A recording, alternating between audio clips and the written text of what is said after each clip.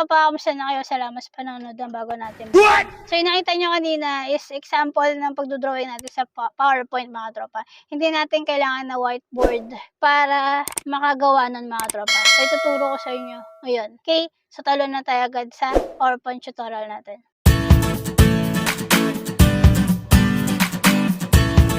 So mga tropa, nandito tayo sa PowerPoint natin. Kung makikita nyo dito, meron ako dito sa ribbon ko na draw nakalagay dyan. Kung wala kayo nyan mga tropa, punta kayo kay file, then options, tapos customize ribbon mga tropa. Then dito sa main tabs, ayan siya. Ito yung draw mga tropa.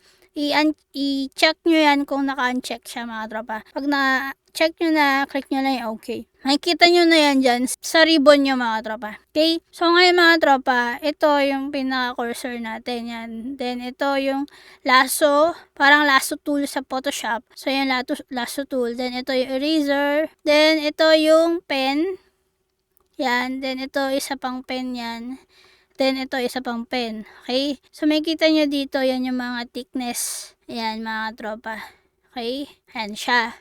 Tapos, so, ituturo ko sa inyo mga tropa, itong lahat yan, itong mga to. So, una is, kunyari mga tropa, magdodrawing ka ng circle na para do sa pinopoint mo sa PowerPoint nyo. So, kunyari mga tropa, yan, itong piliin natin, yung medyo mataba. So, ito na yung nakita nyo yung cursor natin, naging black. So, pag dinrawing mo yan dito mga tropa, yan siya. Okay? So, yan. Ngayon mga tropa, para maging animated to, nakita nyo dito, ink replay. So, yan, nakita nyo mga play ulit natin. Okay? So, ito mga tropa, pwede nyo tong i-copy, Control C. Tapos, i-paste nyo dito sa, pwede nyo siyang lakihan. Hold down nyo yung shift. Yan. So, lakihan ko pa. Ayan siya mga tropa. Para, pag pinlay natin, so yan siya.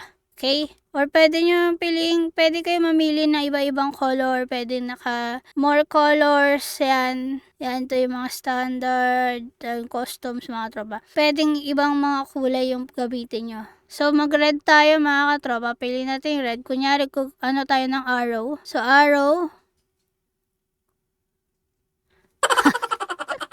Pangit ng pagka-drawing ko ng arrow. Hindi pantay. Ayan. So, pag in-ink play natin, so, kunyari, ayaw na natin nung, pwede natin tong i-select, then delete. Tapos ito, copy natin dito. Yan siya. Lakayan natin.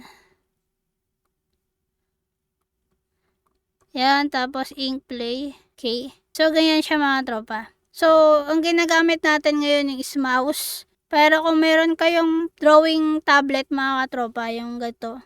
Drawing tablet. Ganito siya mga tropa. Ito. Yan, ito yung drawing tablet ko mga tropa. Yung gamit natin ngayon mga tropa is yung pen ha. Hindi na yung mouse. So, papalitan ko lang to ng black. Yan. Yan. Mas pangit pa. So, ink play natin. So, yan. Medyo pangit talaga. Yan. Medyo maganda na siya. Then, ink play. So, yan siya mga tropa. Dapat pala red. Sorry na. Ito nandun. Red.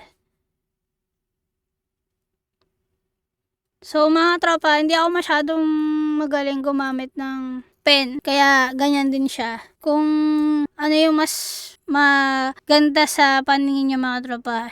Kung wala kayong drawing tablet, pwede naman yung mouse mga tropa. Yan, nagagamit din naman siya sa mouse. So, ngayon mga tropa, kunyari, makakatulong to sa inyo yung mga drawing. Kunyari, ito mga tropa, ink to text. So, kunyari, ito, ibig sabihin ng ink to text mga tropa. Kunyari, maglalagay kayo dyan. Hi.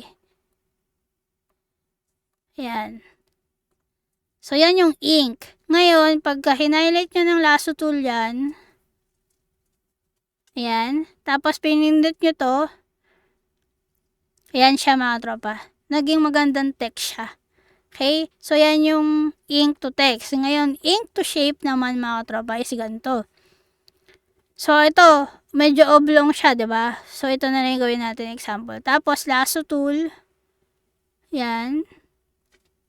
Tapos, ink to shape. Yan. Naging magandang shape siya na oblong. Okay? So, kunyari, lagay natin ng square. Yan siya. Then, ink to shape.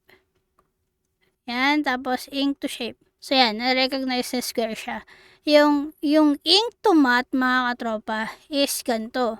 Kunyari, nag-lecture kayo. 1 plus 1 tapos equals 2. Yan, 2. Tapos, gagawin natin si laso.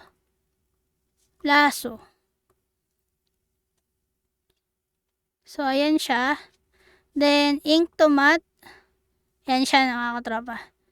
Okay, bakit nagkaroon ng negative 2 dyan? Kasi nakita nyo kanina yung sinulat natin, may parang point akong nagkamali ako. So, ganito siya. Ulitin natin. So, 1 plus 1 equals, diretso natin na 2. Okay, then laso. Yan, then ink to matte. So, yan siya mga tropa. Okay, so yung ink, yung way mo paano ka nagsulat ng ink or paano mo sinulat mga tropa, ganun siya mako-convert. Okay, pero pag na-convert na siya, hindi na siya mag-ink play.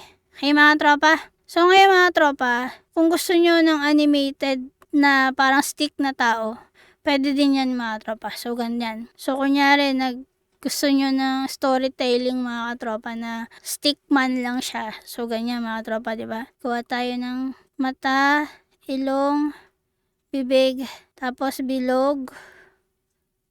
Yan. Lagyan natin ng cup. Pangit tong cup ko, wait lang. Yan, cup yan mga tropa. Ganang umangal. So yan, tapos ito. Oh. Tapos, ito yung kamay niya. Okay. So, ngayon, pag pinlay natin yung mga tropa. Oh, diba? Kaya siya mga tropa. Pwede na kayo mag-storytelling yan. Kung mas magandang gamitin yung drawing tablet mga tropa para mas maganda yung drawing nyo. Kasi ako di talaga marunong mag-drawing. Kaya kahit gamitin ko to, pangit pa din. So, yan mga tropa. Ganyan gawin yung hand-drawn animated or animation sa PowerPoint mga tropa. So, sana may natutunan ka. At kung may natutunan ka, huwag mo kalimutang hit yung like button. Share mo tong video na to para hindi lang ikaw matuto today. And lastly, don't forget to hit the subscribe button and notification bell all para updated ka sa mga latest vlogs ko. Para ma-notify ka sa mga bago kong uploads. Okay? So, see you in my next vlog. Always stay positive. Always enjoy life because life is short. Bye!